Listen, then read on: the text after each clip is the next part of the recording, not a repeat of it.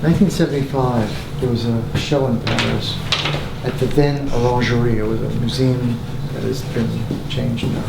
But it was the first time there was a show of the complete collections of Georges de Latour, Georges Latour.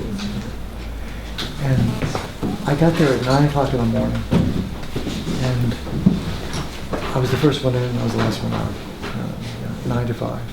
And I had this like headache going on. Everything in the painting was teaching me what a painting had to have.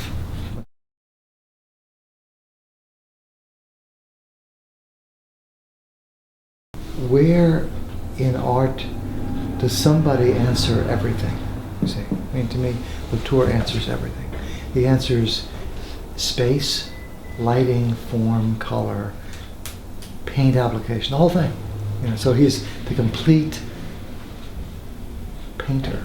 There's no getting around the fact that, like Cézanne, Latour, you can't change anything in the picture. If you do, it's like you've wrecked the perfection. So when we do a crit, we're talking about how come there's nothing to say when you watch a Latour or a Van Eyck. There's this wonderful little painting of St. Francis receiving the stigmata. It's only like this big. And my brother said, wait a minute, let's not say anything. What's there to say? There's nothing. This is it. This is the pinnacle of Everest. There it is. The opposite of that is, what isn't making it the pinnacle of Everest yet? Hey Zara. Hi. Mind if I peek in for a second with Jerome? Or come back later? This is Jerome Witkin. Zara, wrong number. Nice to meet you. What kind of paint is this? There's acrylic first, and then now I'm working on oil. Interesting. Square. Interesting. I like the shadow behind your head. Thank Losing you. it. Yeah, I was thinking about pattern on pattern. But I like your caging people. Thank you. Dark. I like this. That's good because it looks like you're not sticking to one song. Yeah, thank you. I know you want something electric and shocking and harsh, but you can make 3 paintings out of this thing. Really? That as well. And then test the space. Test for the space. Thank you so much. Well, good luck. Great to meet you. Oh, nice to meet you. Thanks, Cindy. Thank you. Yes. You scratch things and you do a lot of scratching. Yeah. And you're into magic? I'm into like paranormal things. Paranormal. That's what the world is anyway. Yeah. Now, what is this? This is charcoal on mylar. It's like this could be a section of some kind of found mural or something. Curious. It's very sensitive. But I think you have something going on. Let me just... Yeah, a lot of moody things here. Moody. Bride of Frankenstein, great film. Wow, incorruptible. Yeah. It's really I painted fascinating. a saint who was incorruptible. I don't know really? what the body is, but he died just before the French Revolution in Rome. And a great story.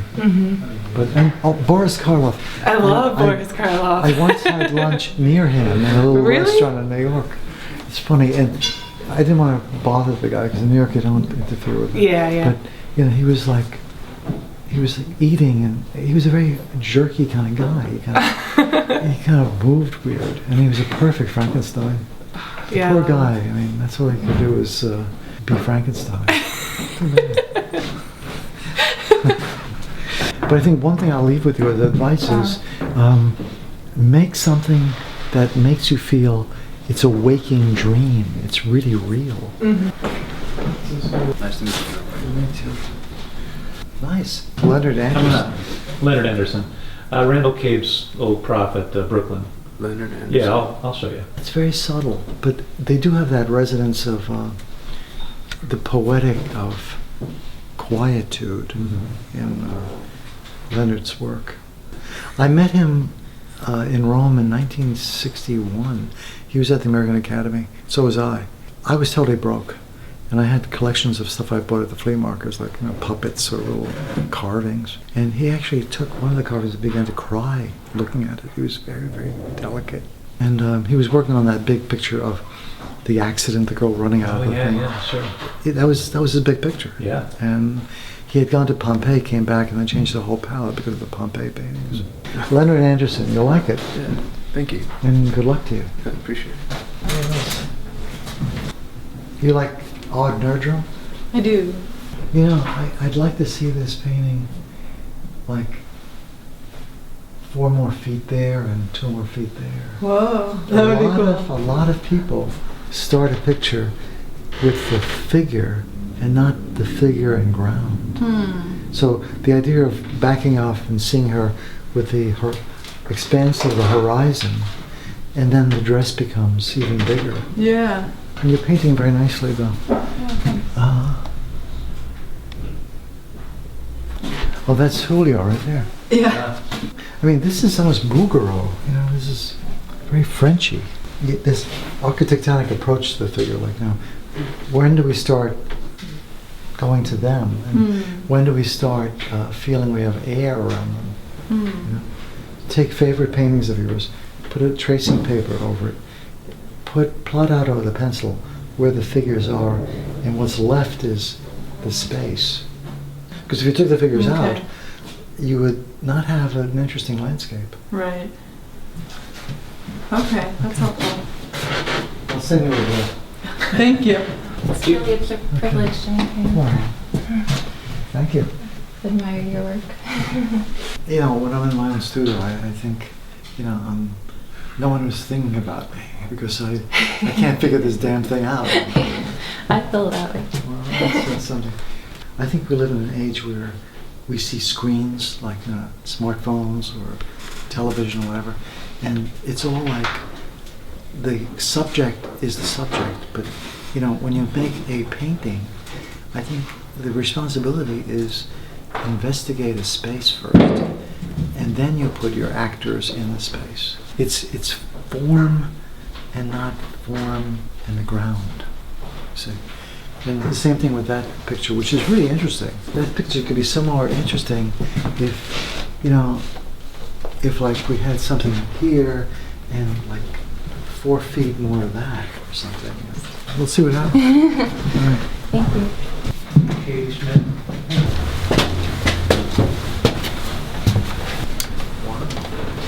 I like our little building. Yeah, I like working from life a lot since, Life. you know. Makes you push. Let me see. Yeah, I've recently gotten into these extreme vertical compositions that I'm seeing as a metaphor for transcendence and also for the transition from the subconscious to the conscious. Because that's a lot of, you look at like the symbolism of water, how people are looking at water, it's all circulating around it being a metaphor for consciousness. I would almost like to see horizontal paintings. I have some. And I think the verticals, well, we'll talk. Okay. We'll talk. That's tomorrow. Okay. They're really ambitious. Yeah, they are. These are good. See, I think there's so much that people can play with, like the way she's dealing with this this color thing, and yet that's a painting all by itself. Yeah. Jeez. I like that. And Yeah. she's finding. I did that too. That's a pretty healthy group. No, except for Weaver. Oh, well. I like what you like. I like that. Geraldo Del Notte there. Hunthorst there. Do you like Vincent Desiderio? I do.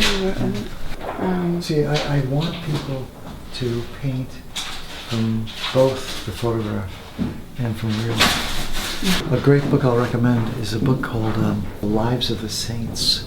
In one saint I made a whole painting about, because it's so interesting. But if you're into this stuff, you really have to know your saints.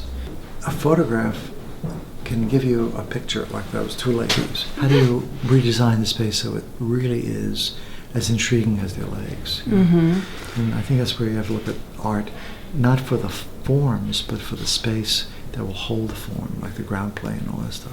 Right. Think about all Yeah. of that sets up Yeah, the and figure you're not doing just as it much. yourself. You won't dessert too much. You don't go for the build up to it. No, This is- that's a nice You book probably would too. enjoy this one too. And if you- ball. It's Can kind you hold that of. for a second? And I'll write down. So it's crossroads. This is interesting, modern. Let me see the list.